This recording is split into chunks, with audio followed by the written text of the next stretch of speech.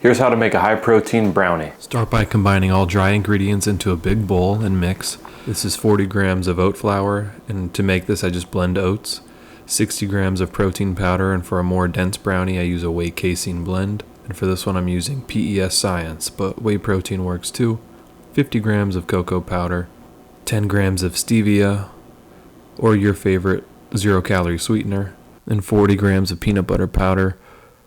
Or optionally, you can just add 80 grams of peanut butter and skip the light butter in the next step, but if you do this, make sure the peanut butter is runny or melted. Then add salt and mix.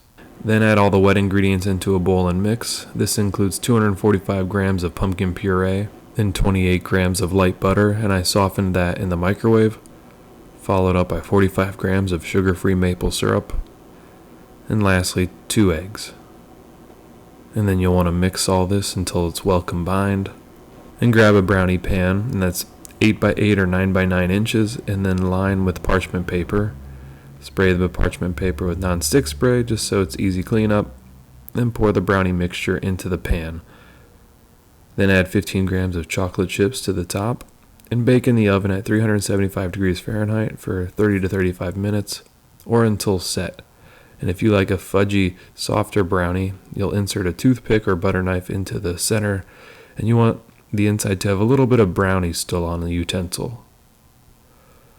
When you remove it from the oven, you want to let it cool for about 15 minutes before serving it. I cut these brownies into 9 even-sized pieces. I'll put the macros on the screen for the brownies here.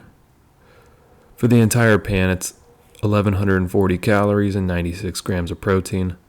For one brownie, that's 130 calories and 11 grams of protein.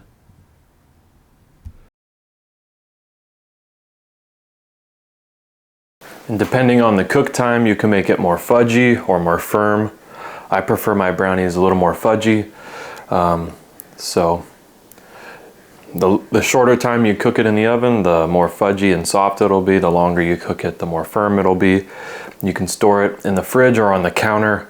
I do recommend if you undercook it a bit, you should probably store it in the fridge so it doesn't get moldy because there is eggs in this recipe. But if you give this one a try, let me know what you think, and I'll put the macros on the screen right here.